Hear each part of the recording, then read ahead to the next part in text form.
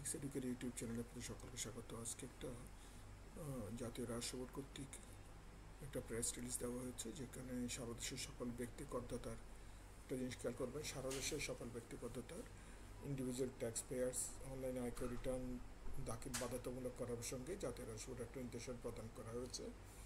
যে নির্দেশনায় বলা হচ্ছে 2025-26 করবর্ষে অনলাইনে আয়কর রিটার্ন দাখিল করদাতার জন্য এটা একটা জরুরি ঘোষণা।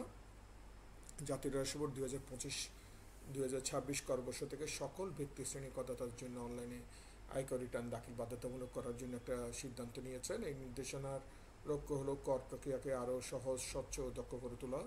এই নথিতে আমরা নতুন বাধ্যবাধকতার বিশদ বিবরণ, ব্যতিক্রম, রিটার্ন দাখিলের সময়সীমা এবং করদাতাদের জন্য উপলব্ধ সহায়তা ব্যবস্থা নিয়ে আলোচনা করব।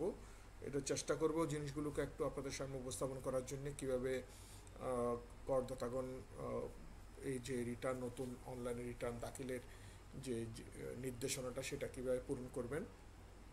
অনলাইন রিটার্ন দাখিলের নতুন নিয়মাবলী সুবিধা, যেটা জাতীয় রাজস্ব বোর্ড আজকের যে 3 আগস্ট 2025 তারিখে একটি গুরুত্বপূর্ণ আদেশ জারি করেছেন, যেটা 2025-26 করবর্ষ থেকে সকল ব্যক্তি শ্রেণীর করদাতাদের জন্য অনলাইনে আয়কর রিটার্ন দাখিল বাধ্যতামূলক করা হয়েছে, যেখানে করদাতাদের আর ম্যানুয়ালি কোনো কাগজে রিটার্ন দেওয়ার সুযোগ থাকবে না।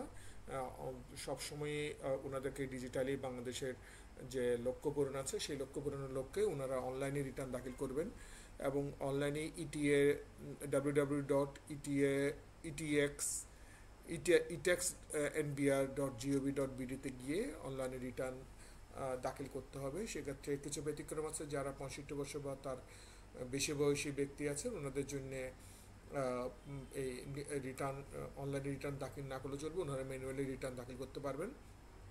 শারীরিকভাবে অক্ষম বা বিশেষ চাহিদা সম্পন্ন ব্যক্তিগণও ওনারা যে ইয়েতে আপনার কাগজে রিটার্ন দাখিল করতে পারেন। আর বিদেশে অবস্থানরত বাংলাদেশের করদাতাগণও কাগজে রিটার্ন দাখিল করতে পারেন। আর মৃত ব্যক্তির ক্ষেত্রে আইনি প্রতিনিধিগণ ওনারা কাগজে রিটার্ন দাখিল করতে পারবেন। এই 4 শ্রেণীভুক্ত করদাতা ছাড়া বাকি সবাইকে অনলাইনে রিটার্ন দাখিল বাধ্যতামূলক। যদি কেউ 4 আগস্টের পর থেকে 31 অক্টোবরের ভিতরে রিটার্ন দাখিল করতে না পারেন, অনলাইনে রিটার্ন দাখিল করতে না পারেন, তাহলে অবশ্যই কর কমিশনের নিকট আবেদন করে সেই আবেদন প্রক্রিয়া শেষ করতে হবে। ওই অনুমোদনের ভিত্তিতে উনি রিটার্ন দাখিল করার সুযোগ পাবেন। গত বছর 17 লাখের বেশি করদাতা অনলাইনে রিটার্ন দাখিল করেছেন, যা জাতীয় রাজস্ব বোর্ডের জন্য একটা বড় সাফল্য।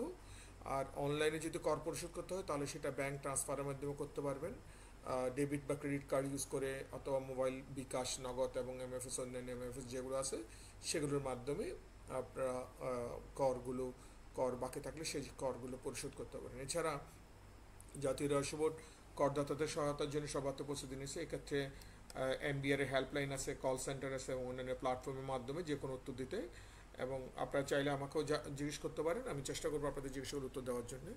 কমেন্ট বক্সে জানাতে পারেন, মেইলে জানাতে পারেন, ফোনে জানাতে পারেন। আমি চেষ্টা করবো আপনাদের জিজ্ঞাসাগুলোর উত্তর দেওয়ার জন্য। আর তাহলে কর পরিশোধ করবেন আর দেশের উন্নয়নে অংশ নিব, এই লক্ষ্যে এনবিআর যে এই নির্দেশনা জারি করেছে এটা একটা যুগান্তকারী গুরুত্বপূর্ণ পদক্ষেপ, যেটা কর ব্যবস্থাকে আধুনিকীকরণে সহায়তা করবে আর আমাদের করদাতাদের জন্য একটা সুবিধা বয়নবে, যাতে করদাতাগণ অনলাইনে রিটার্ন দাখিল করতে পারবেন এবং দেশের অর্থনীতিতে ইতিবাচক প্রভাব ফেলতে পারবেন।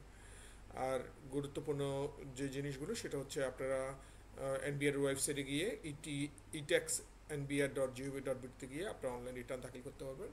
আর প্রয়োজনে এনবিআর হেল্পলাইনে যোগাযোগ করে আপনারা সহায়তা নিতে পারবেন। এই ছিল আজকের ভিডিও। এই পর্যন্ত সবাইকে ধন্যবাদ।